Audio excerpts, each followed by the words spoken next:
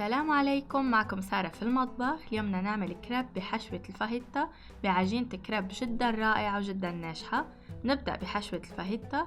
بمقلاية حطيت شوية زيت، بضيف 2 بصل مقطعتهم لشرائح بهيدا الشكل. بدنا نقليهم حتى يدبلوا عنا وياخدوا لون.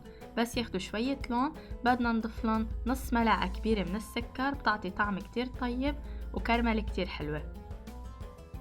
بهيدا المقدار ما بيطلع طعم السكر واضح، بس بيعطينا طعم كتير طيب. بس ياخدوا لون بهيدا الشكل منضيف عليهم نصف كيلوغرام من صدور الدجاج المسحب مقطع لمكعبات صغيرة. بدنا نقلي الدجاج حتى ياخد شوية لون يصير لونه أبيض. ما في داعي نخليه يستوي بشكل كامل لأنه حياخد استواء معنا بعدين، ولازم النار تكون قوية على الدجاج حتى نوصل لهيدا اللون. هلأ بدنا نضيف 2 فليفلة خضرا مقطعتهم بهيدا الشكل، وعلبة فطر وعلبة ذرة. الفطر والذرة نشيل منهم المي قد ما فينا.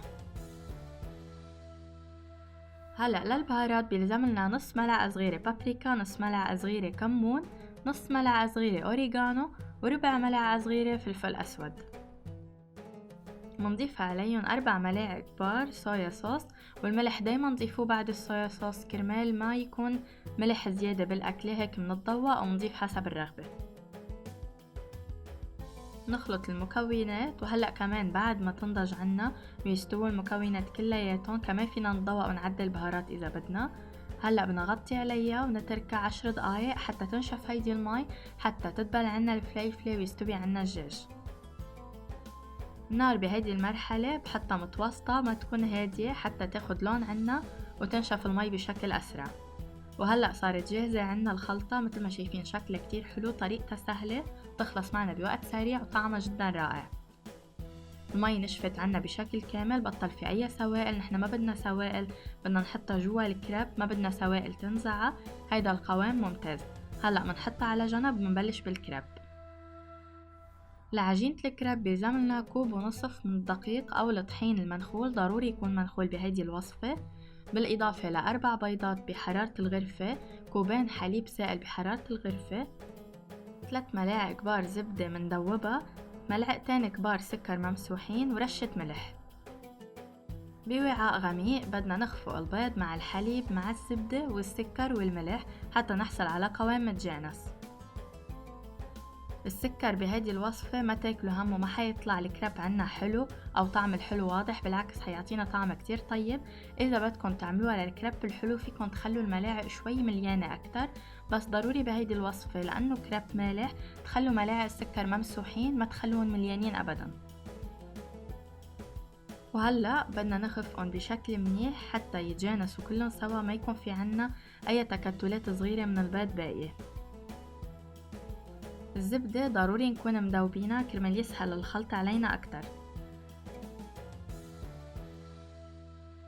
بس نحس القوام صار جاهز عنا، منضيف الطحين على دفعتين ونخفق بهيدا الشكل حتى تمتزج المكونات. ما بدنا نشد كتير بالخفق، بدنا بس نخلي الطحين يمتزج مع السوائل، لأنه بعدين حنرجع نعمل خطوة تخلصنا من التكتلات، فما تشدوا كتير بالخفق لأنه بصير بيخلي عجينة الكريب قاسية عنا. وهلأ الدفعة التانية من الطحين كمان منضيفها ومنكمل خفق شوي حتى تمتزج المكونات عنا. هلأ بدنا نعمل 3 خطوات للكريب، بنصحكم ما تقفوا ولا خطوة منهم، نصيحة اعملوهم 3 حتى تحصلوا على قوام كتير حلو، حتصيروا دايما تعملوا الكريب بالبيت، فعلا طعمها حيضاهي وينافس اللي بناكله من برا، كتير قوامها لذيذ وحلو. فاعملوا هيدي 3 خطوات، لو ممكن ياخدوا شوية وقت أكتر. هلا أول شي بدنا نصفي خليط الكريب، لازم يتصفى لأنه بيضل عنا تكتلات ما بننتبه عليها، بس يتصفى بصير بيعطينا قوام كتير أنعم وكتير أحلى بس نحطه بالمقلاية بهيدا الشكل. بمصفاية منضيف الخليط ومنبلش بالملعقة منحرك شوي، بس نحس انه نزل كل السوائل ضل شوية تكتلات منوقف، نترك هيدي التكتلات على جنب، بصير عنا الخليط صافي تماما مثل ما شايفين بهيدا الشكل. هلأ بعد ما صفينا خليط الكريب، الخطوة الثانية هي بدنا نغطي على هيدا الوعاء، بدنا نفوته على البراد لمدة ساعة كاملة. هيدي الساعة بالبراد بتخلي الطحين يرتاح عنا، بيعطينا قوام كتير أنعم وكتير أحلى كمان بالنتيجة النهائية. وهلأ الخطوة الثالثة هي إنه نحط منشفتين أو قماشتين نضاف جنبنا، بس بدنا نعمل الكريب نشيلها من المقلاية ومنحطها جوا منشفة ومنغطي عليها بمنشفة تانية. هيدي الخطوة بتخليها طرية عنا، الأطراف ما بيصيروا قاسيين وقوامها كتير بيصير أحلى. هلأ بعد التبريد بدنا نحركها شوي من تحت وبتصير جاهزة لأنه نبلش نشتغل فيها. لكل قطعة كريب بستعمل نصف كوب. ملاحظين بستعمل شي يكون له نزلة بهيدا الشكل، مش الملعقة الكبيرة أو الكفكيرة نحن منقلها، كتير أسهل بس يكون عنا كوب بهيدا الشكل. في حال ما متوفر عندكم استعملوا ركوة القهوة، كمان النزلة تعيتها بنفس الشكل بينزل معنا بسهولة، ما بتروح يمين شمال، بتنزل بنفس المحل، بنصير دغري بنقدر نتحكم بشكل الكريب. منخلي معنا زبدة على جنب حتى نمسح فيها المقلية بشكل خفيف بس نحس إنها بحاجة. المقلاية بدها تكون حامية كتير، بعدين منضيف الزبدة، ما منضيف الزبدة دغري، منخليها تحمى عنا. وحموا مش على نار قوية، حموا على نار من خفيفة لمتوسطة. إذا على نار قوية بتصير دغري بتحمى عنا بس هي ما بتكون حميانة فعليا. فبس تحسوا المقلاية صارت حامية منيح بتضيفوا الزبدة، بتخلوها تدوب، تمسحوا فيها كل المقلاية، وبتضيفوا الكريب مثل ما عملنا وبتوزعوه بشكل سريع، وبنقلبها بس نحس انها اخدت لون على اول وجه، ما بتاخد اكتر من دقيقة واحدة. وهيك بسهولة بنقلبها على تاني وجه. مثل ما شايفين قوام أبدا ما بيعذبنا، ما بيفرط معنا ولا بيتكسر، كتير قوامها حلو طري، وقصة حيطرى أكتر بس نحطها جوا القماشات أو المنشفة. نرفع كل قطعة بهيدا الشكل، بنرجع بنحط الخليط لباقي القطع. ما في داعي نضيف الزبدة على كل قطعة، يمكن ما يبين على الفيديو هلأ بس هو بيضلوا فيه شوي، نحن بس نحسها نشفت على الآخر منضيف الزبدة.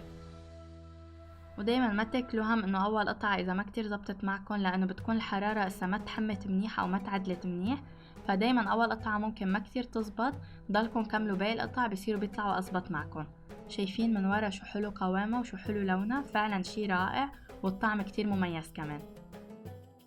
كل قطعة بس نخلصها منحطها بين المنشفتين او بين القماشتين النضاف بهيدا الشكل. مثل ما شايفين ضلهم محافظين على قوامهم الطري، صاروا أطرى كمان. الأطراف عنا كمان كتير طرايا وخفاف، منن قاسين أبدا أو ناشفين، وسهل كتير نتحكم فيها. مثل ما شايفين لونها رائع، كتير اخدي لون حلو وقوام كمان كتير حلو. فمهم جدا بالكريب انه نحمي المقلاية بشكل صحيح حتى نحصل على اللون الصح والقوام الصح، وانه نخلي الزبدة معنا دغري، وكمان محرمة نضيفة، بس تضيفوا الزبدة بالمحرمة دغري بتصير بتمسح كل المقلاية حتى ما تتعذبوا. هلا صار جاهز عنا الكريب وجاهزة عنا حشوة الفاهيتا. ونصيحة خلوا حشوة الفاهيتا شوي سخنة، لأنه احنا بعدين بس بدنا نحطهم على المقلاية ما حيضلن وقت طويل، فهيك بنضمن انه الحشوة من جوا تكون ساخنة منيح بس بدنا نقدمها. كمية حشوة الفاهيتا اللي عملتها بهيدي الوصفة جاية على القد مع قطع الكريب اللي عنا. فوق حشوة الفاهيتا منحط جبن موتزاريلا أو أي نوع جبنة نحنا بنرغبه. منسكر القطع بهيدا الشكل، منلفها من اليمين والشمال، بنرجع من تحت ومن فوق حتى تتطبق بشكل كامل. مثل ما شايفين كيف قوام الكريب عنا عم نتحكم فيه بكل سهولة، عم نسكره من دون ما شي يكون منشف عنا أو قاسي، كتير عم تكون طرية وسهلة بالتحكم. وهيك بهيدي التسكيرة بنضمن انه ما يطلع اي شي لبرا بعدين بس بدنا نحطها على المقلاية. وهيك بنكمل على كل القطع اللي عنا. فعلا هيدي الوصفة من الوصفات المميزة بالنسبة لألي، بتحتوي على شغلتين أغلبنا كتير منحبهم اللي هن الكريب والفاهيتا، مجموعين بوصفة واحدة كتير طيبة. هيدي المقادير بتعطينا من 9 ل 10 قطع كريب، وطبعا حسب حجم المقلاية اللي عندكم، ممكن أقل شوي ممكن أكتر، بس بهيدا المقدار تقريبا. وهيك خلصنا كل قطع الكريب اللي عنا، وهلأ صاروا جاهزين لنحمرهم شوي على المقلاية، نعطيهم تحميرة خفيفة بتعطي لون حلو وطعم طيب، وكمان بتدوب الجبنة من جوا. منحط شوية زيت أو زبدة بالمقلاية، منحميها منيح، منضيف القطع بهيدا الشكل. أول شي منضيفهم من الجهة اللي احنا غلقناها أو سكرناها حتى نضمن انها تسكر على بعض قد ما فينا. نرجع بعدين بس تاخد لون نقلبهم بهيدا الشكل حتى يتحمروا شوي على الجنب التاني. والحلو فيها انه حتضلها طرية حتى بعد هيدي التحميرة، حتضلها اخدي قوام طري وتحميرة كتير حلوة، فعلا حيكون طعمها كتير لذيذ وشكلها كتير حلو للتقديم على السفرة. بنضلنا مكملين عليهم حتى نخلص كل القطع. وهلأ حفتح وحدة قدامكم حتى تشوفوها من جوا شو حلوة وشو طرية كمان. مناسبة جدا انه نقدمها سخنة حتى تكون المكونات ساخنة عنا وتكون الجبنة دايبة. مثل ما شايفين الجبنة دايبة، قوام رائع، طرية كتير عجينة الكريب معنا، والحشوة جدا جدا لذيذة. أنا متأكدة إن شاء الله بس تعملوا هيدي الوصفة لعائلتكم حينبهروا فيها وحيطلبوها منكم دايما، لأنه جدا شي طيب وجدا شي رائع، وبيبيض الوش كمان إذا عندكم ضيوف وعبالكم تعملوا شي كتير طيب ومميز. وهيك بنكون خلصنا وصفتنا لليوم. كتير بنصحكم تجربوا عجينة الكريب وتجربوا حشوة الفاهيتا، طعمها جدا رائع. إن شاء الله يكون عجبكم الفيديو، بتمنى تجربوا الوصفة وتعطوني رأيكم فيها. صحتين وهنا.